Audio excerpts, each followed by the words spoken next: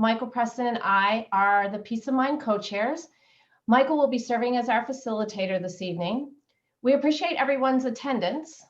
And to kick things off, we're going to have our technical coordinator, Simone Solomon, share some tips that'll ensure that everything is running very smoothly for us this evening. Simone? Hi, everyone. Tracy, thank you for that lovely introduction. My name is Simone Solomon, and I work with Maryland Nonprofits.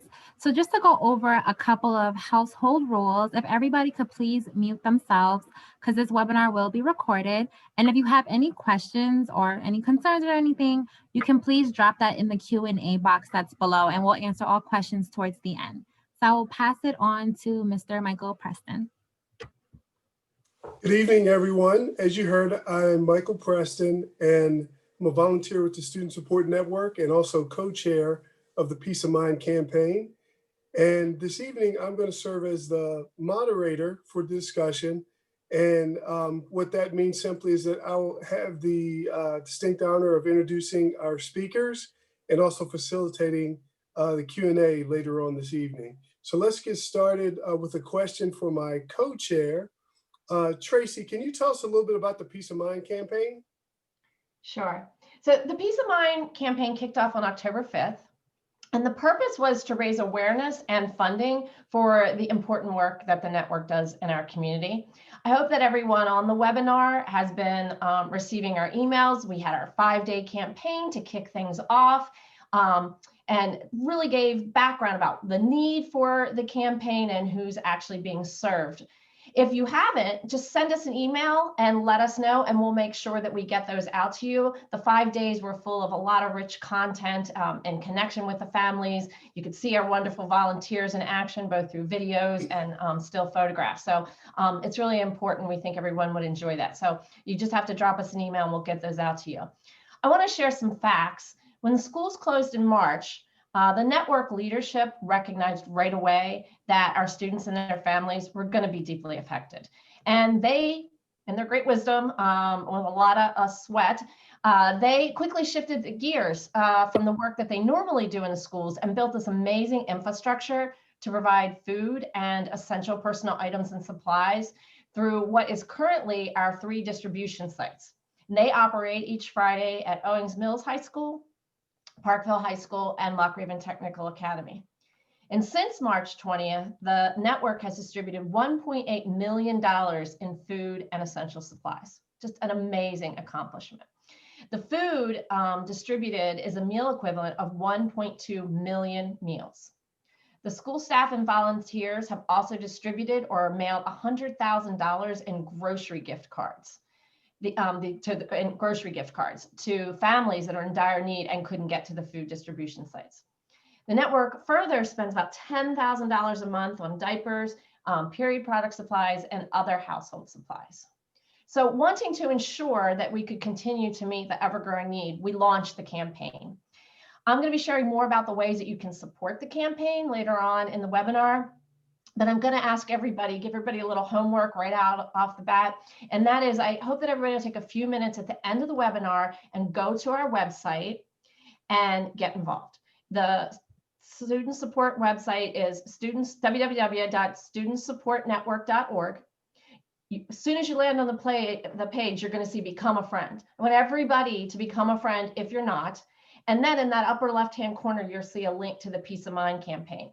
And that campaign will take you to a landing page that'll tell you all the ways that you can get involved. So sign up and make sure that you're staying informed about the important highlights and happenings. And I look forward to telling you more about specific ways to engage in the campaign. I'll turn things back over to Michael.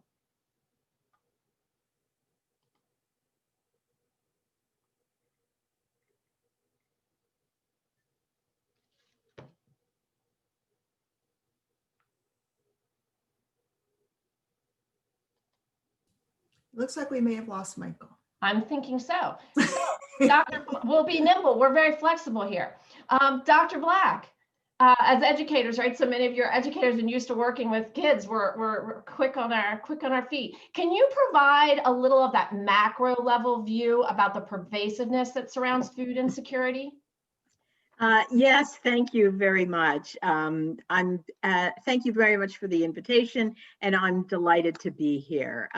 could I have some slides. So could you load the slides and we will get going?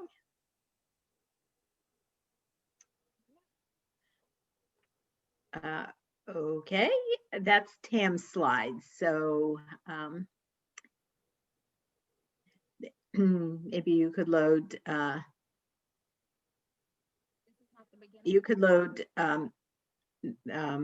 my slides. They would have the name black on them. Okay.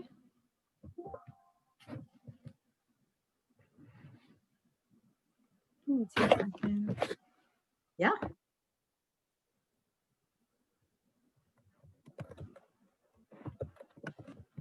We're going to be talking about food insecurity and the threats to young children associated with food insecurity.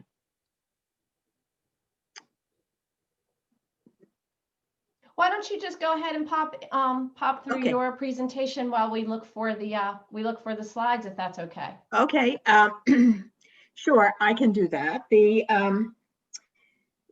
So what happens is we're going to talk a little bit about what food insecurity is, something about how what has happened to the prevalence of food insecurity associated with COVID-19, how food insecurity impacts children, how do we identify it, and then what can we do? What can we do about food insecurity? Food insecurity is defined, it's a household definition. So it's defined as the limited or uncertain availability of nutritionally adequate and safe foods to acquire in socially acceptable ways. It's defined by the U.S. Department of Agriculture, by USDA. And the impact of COVID on food insecurity has been sometimes referred to as the 3 A's. It has affected the availability of food, the access of food, and the affordability of food. So that food has really been a major concern of COVID.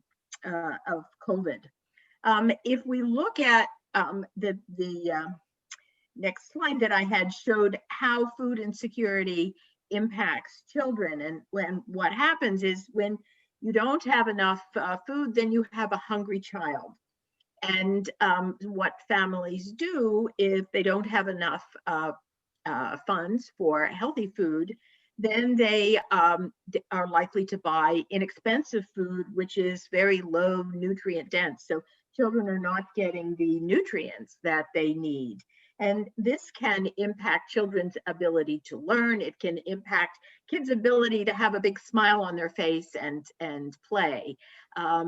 So that certainly can have a negative impact on our children. The other thing that can happen if is that families are distressed by not having enough food. You can just imagine if you don't have enough food to feed your child, it feels very bad. Families are distressed themselves about it. And the low nutrient dense food that is cheap is often high in fat. So what happens then, a risk is that a child, it seems paradoxical, but a child can actually become overweight by not having enough healthy food and filling up on noodles or other things that are low nutrient dense that contribute to their obesity. So it's a huge risk, and it's a household term. So it's a household risk, because you have families who, if they don't have enough food, are feeling distressed as well. So it certainly is a major concern. Then what happens is if you, I said first choice would be to look for low cost food. And the second is that if you really do not have funds even for low cost food, then you have hunger and you have a risk of underweight. So food insecurity can impact children on both sides of weight, meaning it can increase being overweight, it can increase being underweight. So it certainly is a major concern.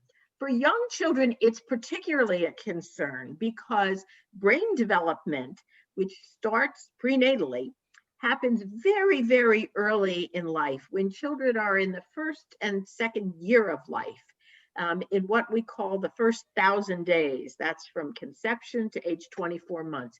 A tremendous amount of brain development goes on.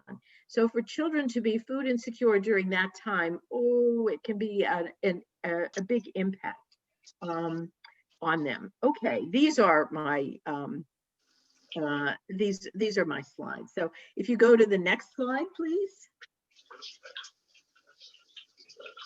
Okay, this is what the brain development slide that I was talking about. So you see, I drew a box that went from conception up to age 24 months. And so that's 9 months of pregnancy, and then 24 months up to age 2. If you add those together, that's 33 months. If you multiply that by 30 days per month, it's the first 1,000 days. It's a really, really critical time in the development for all of us.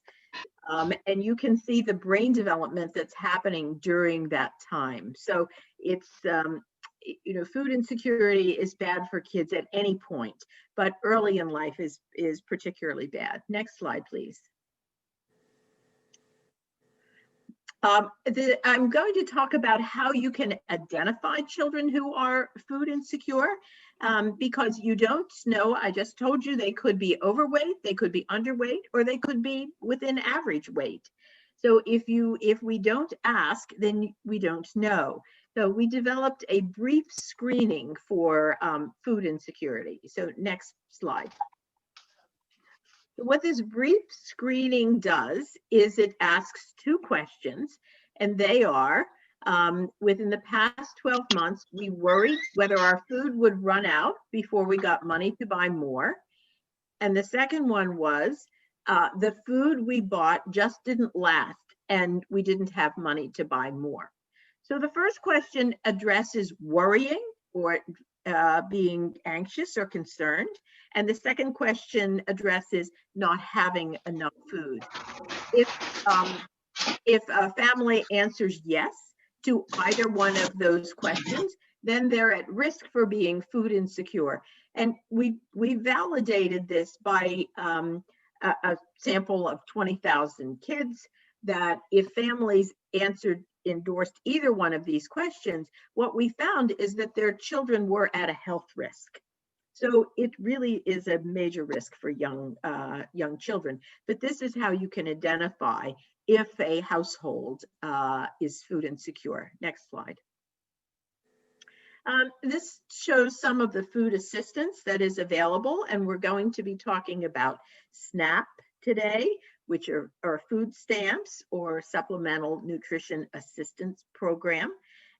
You can see these programs, many programs are run by USDA, but in addition to the public assistance programs, we also have food pantries, and then we have anti-hunger organizations.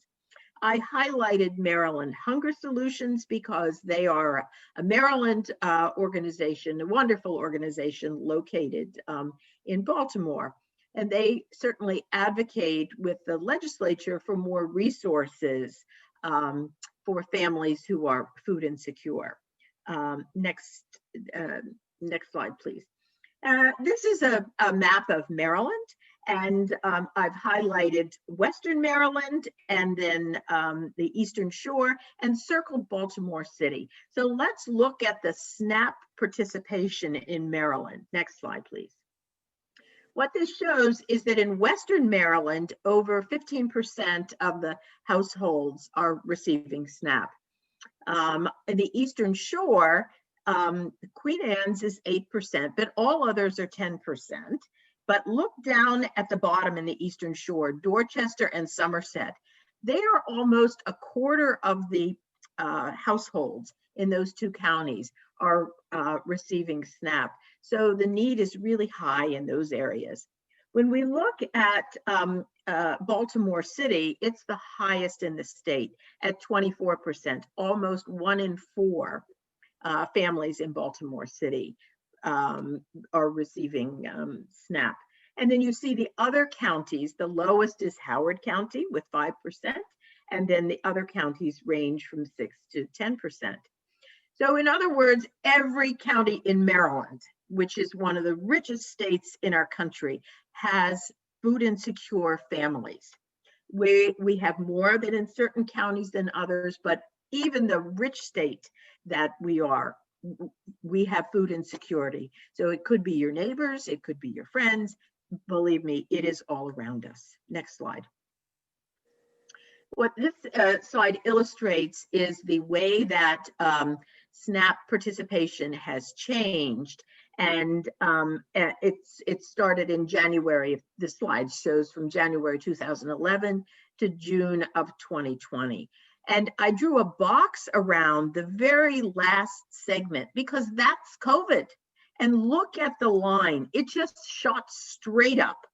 These are SNAP participants. We are very fortunate to have programs such as SNAP because it can alleviate food insecurity, and it's nimble enough to be responsive when families need it, not without its administrative headaches and being signed up. But you can see the dramatic increase that happened in Maryland and happened throughout our country. Next slide, please. This shows the participation in Baltimore City. And again, it's the same story. This is from March to August. So you can see in March, it was low, and then bingo, that COVID hit, and then it skyrocketed and went up, and it's kind of plateaued in June and July. So it really parallels the, the virus. So again, we're fortunate to have it, but it is an indicator of the need in our community. Next slide. This illustrates the recipients in Baltimore City, and nearly a third of Baltimore residents are SNAP recipients. So it's the city has the highest concentration of low-income families, but we can find low-income families certainly in Baltimore County and throughout the state. Next slide. So in summary, food insecurity is a significant public health concern. The consequences are high throughout childhood, particularly early in life during brain development. And not surprisingly, it affects the most vulnerable children who have other health consequences, and children in low-income families. These child nutrition programs can alleviate some of the burden of food insecurity. So these are things that we should support. Next slide. And I thank you very much. And I look forward to discussion and to questions. So thank you. So thank you, Dr. Black, for sharing that big picture view of food insecurity across our state. We're now going to hear from Tam Lynn Kelly, who leads No Child Hungry, leads their national work supporting and increasing access to supplemental nutrition assistance program, which is SNAP that we just heard about. She has more than 6 years of experience working to reduce food insecurity by advocating for policy change, increasing access to school meals, and researching the community eligibility provision. So Tam, can you provide some relevant information about food insecurity specifically in Baltimore County? Sure, I'd be happy to. Thank you for having me today on the webinar. So again, my name is Tam Lynn Kelly, and I work for Share Our Strength, and we have a campaign called No Kid Hungry that I work on. And essentially, if we could go ahead to the next slide. Dr. Black talked a little bit about food insecurity and the definition of it. For the most part, we measure food insecurity at the household level. And before the pandemic, about 11% of all Maryland households were food insecure. We know that that has likely doubled or tripled potentially since COVID hit. But we didn't have good data on county level food insecurity, and we didn't have hardly any data on what the experience of students, adolescents specifically, what their experience was like. So a few years ago, we had the 2-question food insecurity screening that Dr. Black mentioned and spearheaded. We had those 2 questions added to a survey that the CDC does with students across the country. And this survey is called the Youth Risk Behavior Survey, or the Youth Tobacco Survey. It's done every other year, so it was done in 2018. It should be going on now, but of course that's been postponed.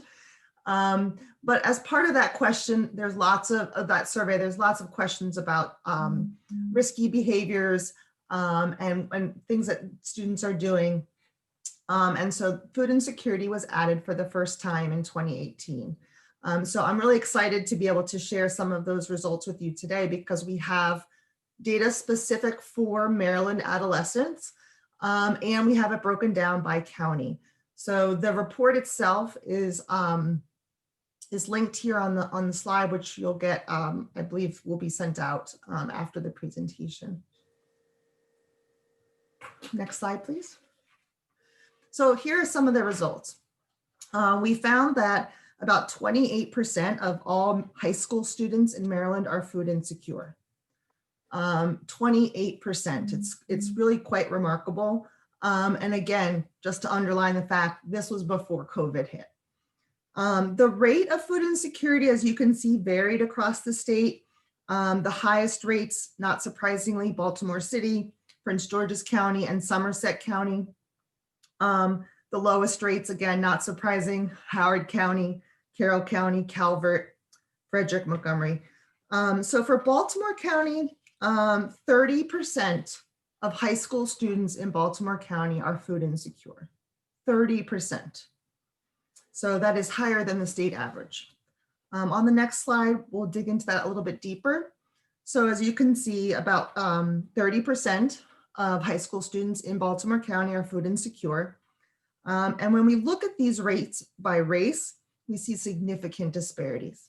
So you can see that 38% of Black high school students in Baltimore County are food insecure, about 36% of Hispanic high school students in Baltimore County, and that's compared to 20% of white high school students. Next slide, please.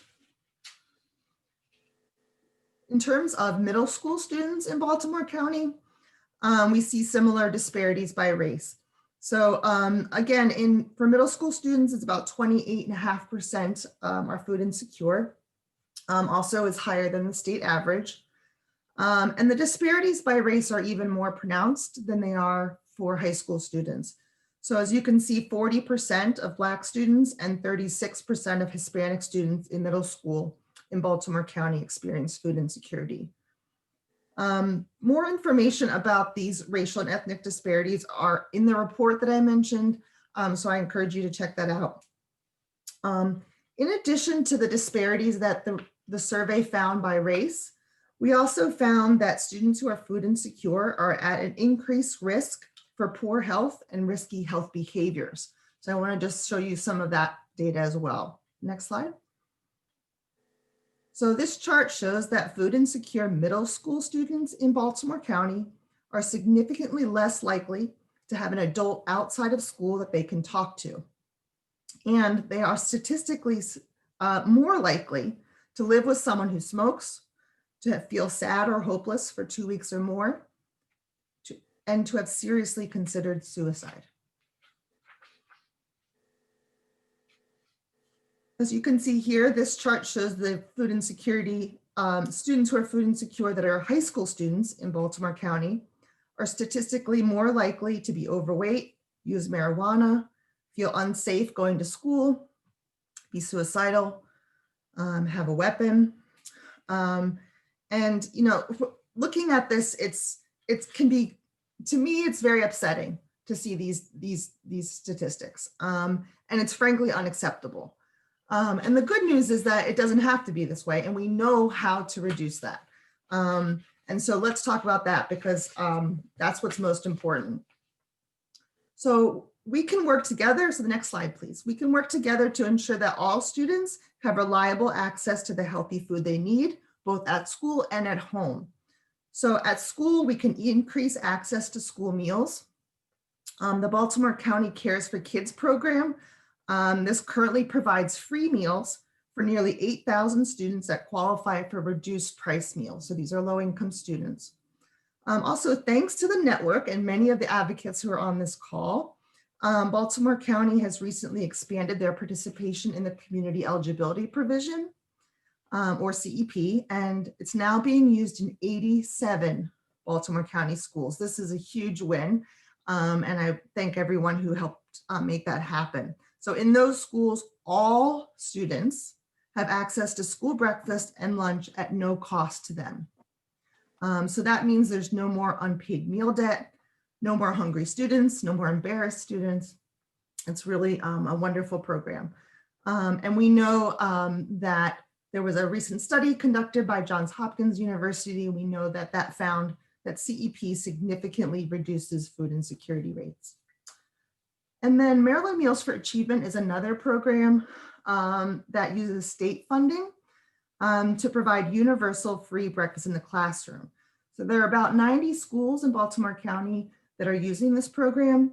However, it's underutilized in middle schools and high schools. And so there are about 20 Baltimore County public schools that are eligible but not participating.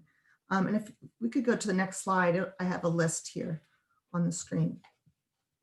So these are the secondary schools in the county that are eligible for free breakfast in the classroom for all students, but they're not participating in it.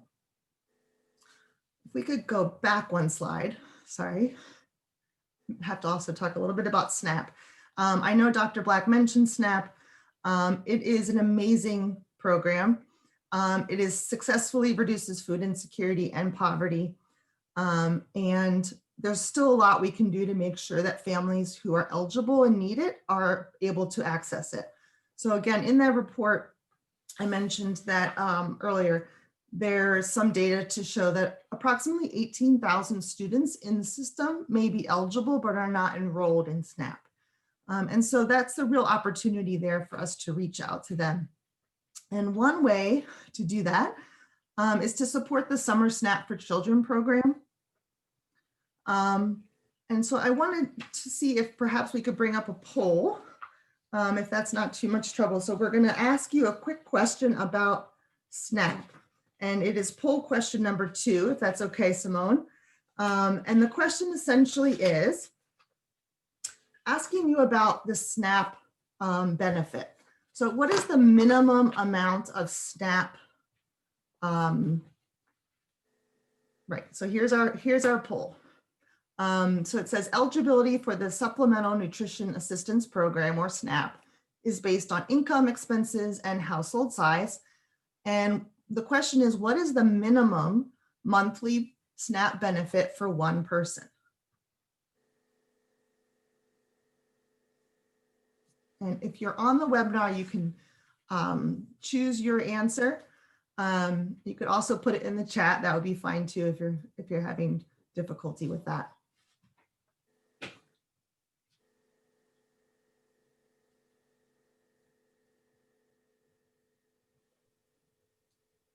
Someone said $10 a month. $10 a month? Yes.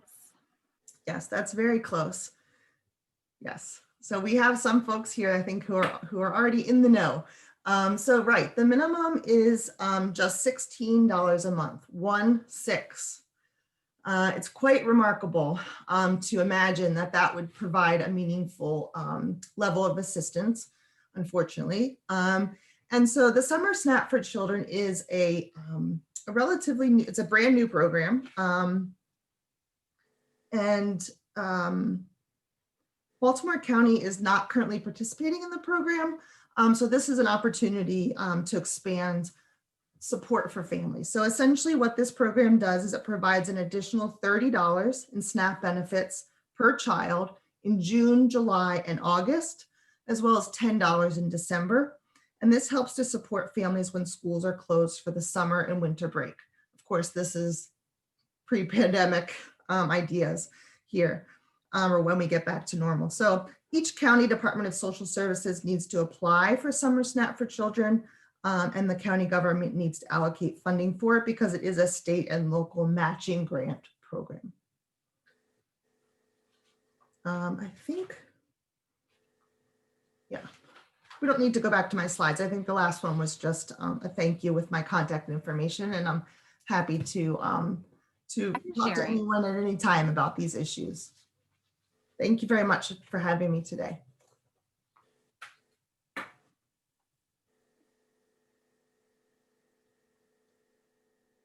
right. Thank you, Tam, for sharing all that great information. Our next speaker is Roxanne Anderson, who's a pupil personnel worker with Baltimore County Public Schools and has been for the last 19 years. As a PPW, she is a liaison between home, school, other school climate personnel, and the community to coordinate services to families to promote student success. She also works with homeless students to connect them with resources. Roxanne, could you share a little bit about how you work with students and families? Sure. Good evening, everyone, and thank you so much for allowing me to participate in the webinar this evening. I'm honored to represent Parkville High School. A little bit about how the network has supported Parkville High. Pre-pandemic, I would say that the network has been involved with Parkville for probably maybe 3 years. Lori Taylor Mitchell had approached us regarding the room of support that they had started at Lock Raven High School. And being that Parkville, we are the largest high school in Baltimore County. We have roughly 2,200 students. We're a very diverse population. We probably have every program imaginable. We are the largest ESOL center, so we have about a quarter of our population are Hispanic and English language learners. We have a very large homeless population. Probably we're rounding up to almost 200 students currently on our homeless rolls. But the room of support, which we call our Parkville Pantry, was obviously something of great interest to us that Lori had brought as a possible avenue to help our students and families. So we got it started. We were able to provide snacks to our students during the day. As you are aware, I'm sure of those that are parents of teenagers too, they eat all the time. So if they come to school and maybe they missed breakfast because they got to school a little bit late, you know, they're not going to be on their best. So they're able to get food at the school if they needed to. We had it, you know, located with our SROs, who are our school resource officers, and we had them strategically placed throughout the building. And one of those reasons was also to build relationships with our staff in the building as well, particularly our officers. And that was really something very positive for our kids. They would go and seek the snacks because they needed them. So we not only provided, well, the network helped us to provide snacks during the day, but also after school. Our athletic teams were able to take snacks with them to away games. They were able to get snacks on Friday afternoons for the weekends to take home with them. The network also helped us to supplement. We had a food for thought program. We still have that actually. And the Ascension Church was providing us the drawstring backpacks for about 6 of our students to take home on Fridays to get them through the weekends. And the network helped us to supplement those bags throughout the year as well, because that can be very costly. Let's see, we provided school supplies to our kids. The network helped us with our AVID program, stocked our pantry. We had volunteers that were helping with the snacks in the afternoons, that were manning our pantry throughout the day, making sure that our kids got what they needed. So that was all pre-pandemic, and we were in great need then. So now with COVID, obviously the problem has just compounded itself. The Friday food distributions at Parkville High School have been immensely successful. Our families that are unable to get to the Friday food distribution, we actually are delivering to many of those families that are within our network schools. I know that we have, I mean, just to go over in some general terms, some of the families that we're helping, we had a mom who was staying at a motel actually. She had 8 children, single parent, and we're helping her with, we helped her with diapers. We helped her with just food to get the kids through the day. She really banked on the kids getting their breakfast and lunch at school. So this was an added, pressure for her to make sure that her kids were, just fed properly throughout the day. We even provided her with a crock pot because she wanted to ensure that she was able to, make things that were more nutritional for the kids, as we had discussed earlier with some of the data, instead of just giving them, fat filler type of meals. We have a grandmom that we support who has 2 special needs students. The mom had passed away last year, and we helped to provide her with food. And we also, with the gift cards that were mentioned earlier as well, we mail out gift cards to help to supplement and get our families the food that they need. We help with toiletries and sheets and towels and all of those kinds of things. We have another mom that we help. She's another single parent who has 4 children of her own. She had to take in her sister, who has 3 children of hers and her older child. So there are, this is not a doubled up. I mean, these kids are tripled up in some of these rooms. Space is quite limited. So, we're helping all of them, and it's just not ideal situations. Resources are limited coming in, living off of fixed incomes to begin with. So, the network has just been amazing with making sure that our families get the support that they need. And the gratitude from our families is so genuine. The tears and the hugs, and well, the hugs were pre-COVID, but just the gratitude that they have. We're helping these families sometimes at their lowest points, and they are just so truly grateful. Let's see, what else? We have students who are living on their own and who are trying to pay bills just to survive. So the food is just, they're able to take their food money and put it towards bills that they have to pay. So, we're helping them. We have students who are on their own and have children of their own. So we're helping to make sure that they have the items that they need for their babies, their infants. So we're, I guess that's just a little bit of what the network means to Parkville and our families and the families that we're helping. And I am just immensely grateful for them.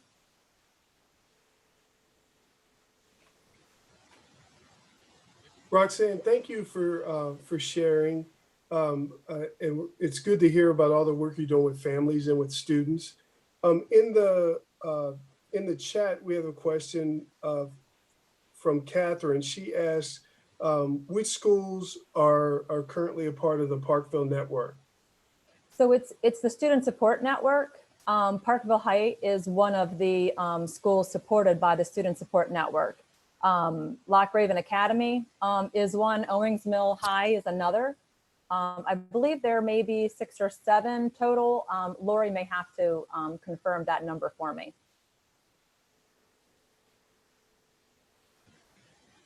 All right. Hi. Go ahead, Lori. Oh, okay. There are currently 11 schools in the network, with several others interested in joining, and I would be happy to list them in the chat when I get a chance to type them all in.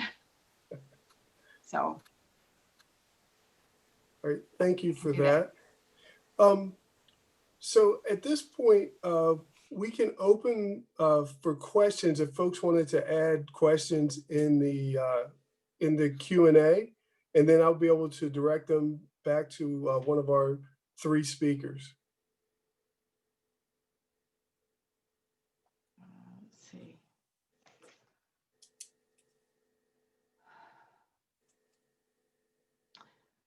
I have a question. Lori, unmute. There you go. Tam, can you hear me? Yeah, I have a question actually about the income thresholds for SNAP.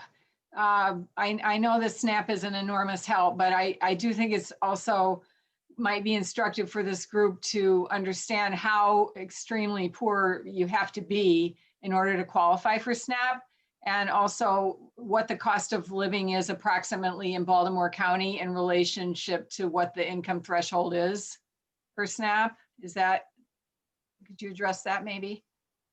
Sure. I Thank love you. it when you put me on the spot with asking numbers. Oh, sorry. So the SNAP program, it does have a federally set income threshold, and that is 130% of the poverty level. So that is approximately $22,000 a year for a single parent with one child. And I'll look to Dr. Black for a thumbs up if that sounds right, because I know you also are. Okay. I don't have the numbers in front of me, and I'm not great with numbers, but it's around that number. And so the problem is that that number is just so low and so insufficient. So the cost of living in our area is so high that in order to just meet your basic needs, a single parent with one child needs to earn about $30 an hour in a full-time job. So that is a much higher income than, there's a whole bunch of people in between that gap that do not qualify for SNAP, but yet still don't make enough to make ends meet. And so that's a big reason why we see food insecurity rates as high as we do in our area. Thank you. I have a question. So I wanted to know, does the organization also support the children's families as well, providing them with social services or directing them to organizations that can help them with employment or Medicare, Medicaid, or things like that? Well, this is partially, I think, maybe also for Roxanne. The school staff are really instrumental in, they know the families and they can often refer them to resources. We basically provide food, clothing, essentials, school supplies, and special needs for kids. Like if a family has a crisis and they get evicted, or we have limited, utility and housing assistance, or a kid doesn't have a coat or shoes or can't afford a gym uniform, we're kind of really nuts and bolts. We do our best to pass on resources that we find out about to Roxanne, but the PPWs in BCPS are phenomenal with knowing what resources are out there. Also, I don't know, Roxanne, if you want to speak to that, but. Yes, and I would say that our social workers probably brunt a lot of that community linkage to resources that the families can utilize, hooking them up with DSS or with providers on the outside or whatever their insurance carriers may cover in terms of services. So our social workers do the best that we can with the limited resources that we're aware of. Thank you. Mm-hmm.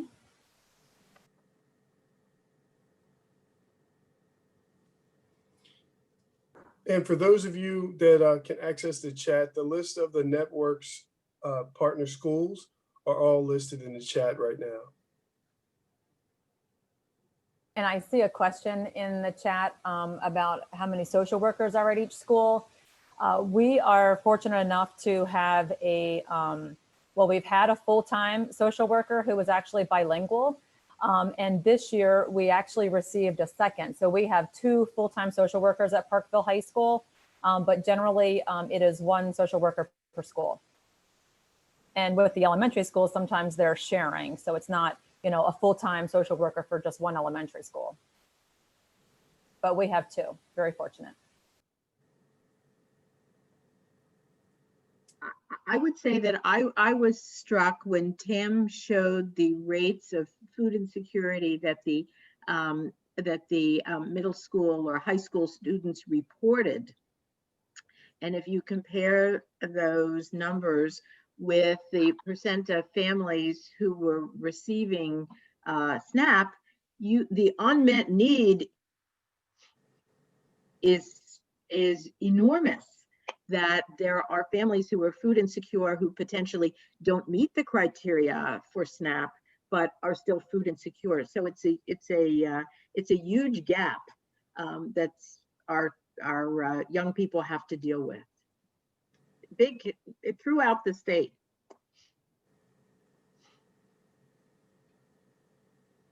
We also have another question for Tam. The question is from Richard and said, what can be done to encourage the 20 schools that aren't taking advantage of meals in schools to do so? Yeah, thank you, Richard. So you're referring to the Maryland Meals for Achievement program, which is a state-funded program that supports universal free breakfast in the classroom. So there are about 20 schools in Baltimore County that are eligible, but not yet enrolled in the program. And so in order to get those schools onto the program, we just need to do a little bit of asking and pushing. And so the principal or the PTA or community members can let the food nutrition department at Baltimore County Public Schools know that we would like that program to be in all of our schools. And so then the Baltimore County Food Nutrition Department has to sign the schools up with the state. And so depending on the funding that's available and the size of the school, there may be a waiting period before there's enough funding for the school to come on. But eventually the school will be brought onto the program. So it's fairly straightforward. So I encourage you to please help us get all of those schools enrolled so that all the students there can benefit. We know there are so many students that don't qualify for free or reduced meals, but yet still can't afford to pay for them. And that's just unconscionable. And there's no reason why we can't provide. We certainly have the resources here and we can certainly provide that, and we should be doing that. So thank you for the question.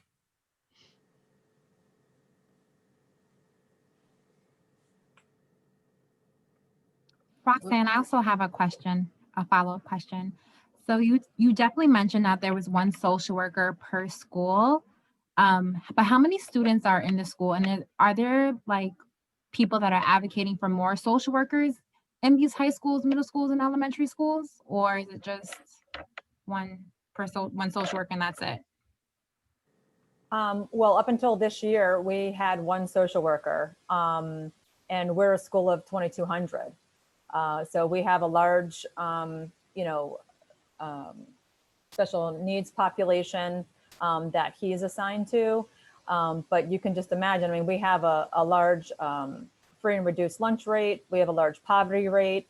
Even if you go back to some of the statistics that were presented earlier in terms of the largest percentage being 24% in Baltimore City, we are a city bordering school. So we share communities that bleed into the city. You know, literally some apartment complexes, half go to Baltimore County and the other half, depending upon where the boundaries are city. So we share in that concern and that large number. We certainly, and I know Lori has spoken, Taylor Mitchell has spoken with the board in terms of getting more support staff in our buildings. It's something that we definitely need. I mean, there's just no way that a school of our size and of our need should just have one social worker. But like I said, we were given another social worker just this year. But that's what we have. Yeah, can I follow up on that? Thank you, Simone. One of the missions of the network is advocacy in addition to providing, these essential items. I have been in front of the Board of Education for the last, I think, 3 years advocating for more staff positions. I can't remember the ratio recommended for social workers. It's something like one social worker for every, I think maybe 250 to 300 students, something like that. So there's a tremendous shortage of support staff. And I have to say the school system has made some good strides in the last year or two in improving ratios of social workers, school psychologists within the school system. They still have a long way to go. I'm hoping they will consider some kind of a 5-year plan to increase those staffing positions, because of course there's a lot of need in a school, but if there's no staff to hear that need and be aware of that need, then that's another way that student need goes unmet, right? Because there's nobody to hear it. So you're right, school staff are essential in identifying food insecurity and hunger, as well as many other problems. Thank you. And to answer Susan's question in the chat, she had asked why Parkville received another social worker, what had changed. To my knowledge, it was just the pushing of our principal and the needs of our building. I don't think that it was truly that a lot of people knew about the high number of homeless students that we have.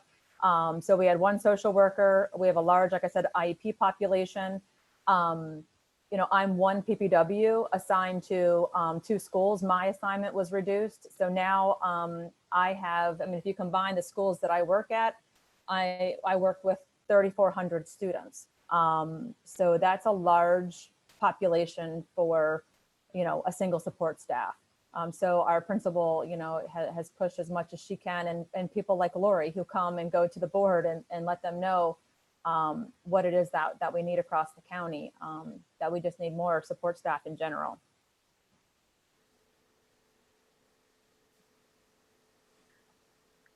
Roxanne, how are what's happening now with the virtual learning? How are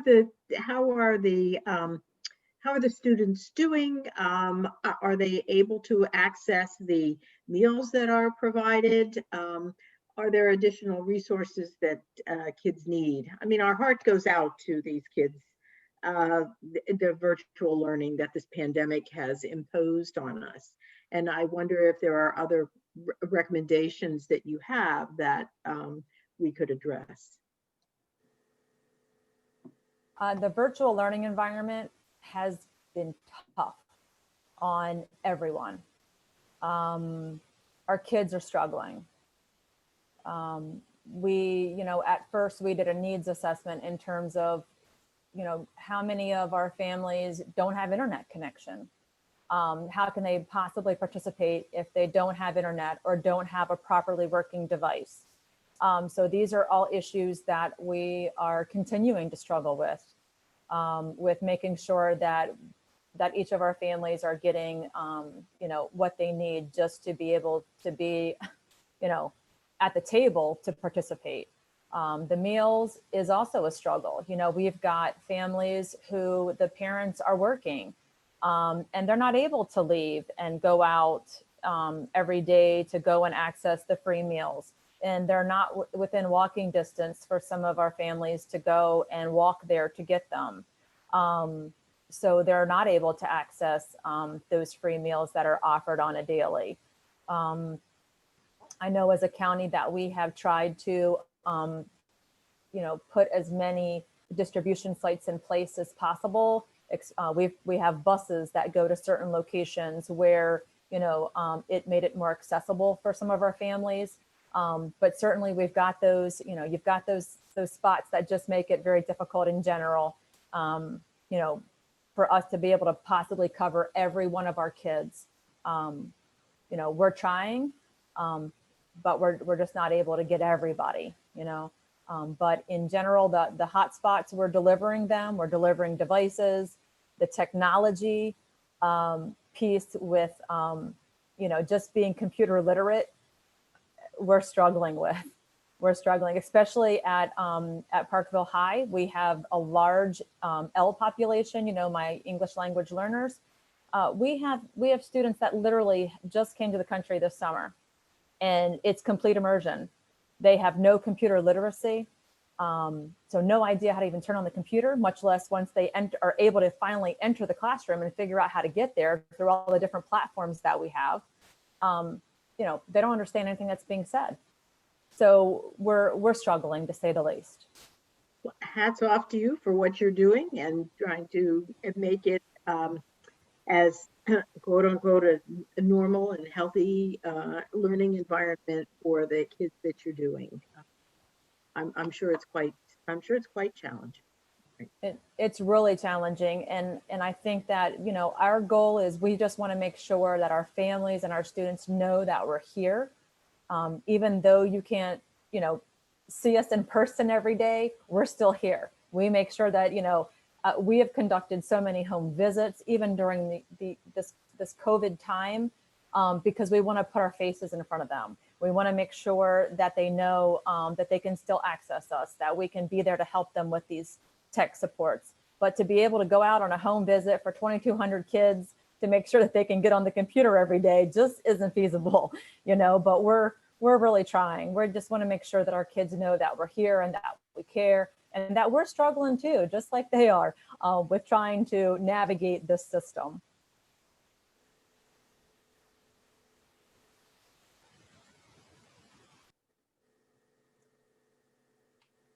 All right. Are there any other outstanding questions that folks have? Roxanne, I have another follow-up question, not to bombard you with questions, but you did say how your principal did advocate for the second social worker. So my question is, has the other schools that are in the district also advocated for more social workers? Like, is this like a funding issue, or like why is there not enough social workers? And also, like, how are social workers avoiding burnout if they have 200,000, like, I'm not sure the number, but I know it was a large number of students. So how is that working? And how is like logically, if you really think about it, how are students really receiving services if it's one social worker per 1,000 or 2,000 kids, regardless if a student has a home or if a student doesn't have a home, if a student has clothes, if a student doesn't have clothes, if that makes sense. So I think not to just focus on the social workers, but because we all kind of share responsibility in working with our homeless population and making sure that we're connecting them with community resources, connecting them when they need coats and those sorts of things. So we have, you know, PPWs such as myself, we have school counselors, the social workers, all of us are working together in trying to, because the caseloads that each of us have, you know, on our shoulders are just enormous. And there's just not enough of us across those three crafts. We need more support staff in all of those areas. We need more counselors where they're not just pushing paperwork and making schedules at the high school level. We have kids that have needs that need to be addressed. You know, the social workers with connecting them with community resources and being there to provide services. PPWs, the same thing. We need, and I'm sure it's a funding issue. You know, money is allocated to other places, and we really need more support staff. All right. Thank you for that, Roxanne. We'll do a quick round robin with our three guests before we close out tonight. Tam, is there anything else you would like to send our listeners home with tonight? Any piece of information? I would just say thank you for everyone for joining the call and thank you for supporting the network. The Student Support Network does amazing work and has really responded to this crisis. It's been really remarkable to watch, and thank you for the opportunity to speak today and thank you all for your support of them. All right, Roxanne, is there something you want to share with our guests? Yes, again, thank you everyone for joining us this evening. And I just can't express enough how much the Student Support Network means to our students and families. They are counting on these food distribution sites. They are counting on these grocery cards being mailed out. They're counting on us. So we need you. All right, and Dr. Black. Yes, thank you very much. We have our most precious possession are our children. And for us to support them during this, difficult time. It's hard for all of us, the pandemic is, but particularly challenging for our kids. So I certainly want to thank the network and the Peace of Mind for the work, the leadership that they have in bringing us together to support our children, so they grow up to be healthy and are looking after us and looking after their children. So thank you very much for your concern, and thank you very much for all the work that you've been doing. All right, and finally, to close us out, there is some additional information I want to share. I want to thank everyone for giving us an hour of your time this evening to learn more about food insecurity in Maryland and in Baltimore County specifically, and also really learn more about the Student Support Network. And there's 4 ways that you can help with our Peace of Mind campaign. You can make a personal gift by going to our website, which is studentsupportnetwork.org, and make a direct gift to our organization. You can also help us spread the word. More than anything, I think that's really going to help us. The more people that know about the great work that we're doing and the impact that it's having for our students, I think that's really going to go a long way for helping us reach our goal with the campaign. Also, you can help us connect with businesses. We want to reach out to businesses so that they can become a part of this campaign, and whether it is donating money, donating supplies, or being able to volunteer and help. And the final way is to help us launch a community partner campaign. And quite simply, that is having people reach out to their neighbors and start an individual campaign to raise money for the network. So please join us in any of those 4 ways to support the network: making a personal gift, spreading the word, helping us connect with businesses, and launching your own individual campaign to help the network continue to do all the great work that it does for our students in Baltimore County. And so for all of the board members, for the Student Support Network, for my co-chair, Tracy, and for all the wonderful speakers we had this evening, I want to thank you one more time as we close out the event. So thanks a lot, everyone. Have a great evening, and we will be in touch.